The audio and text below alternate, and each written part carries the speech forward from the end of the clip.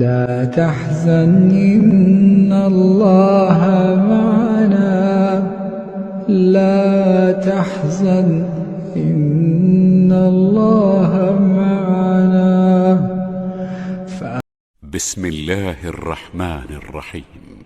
والضحى والليل إذا سجى ما ودعك ربك وما قلى وللآخرة خير لك من الأولى ولسوف يعطيك ربك فترضى ألم يجدك يتيما فآوى ووجدك ضالا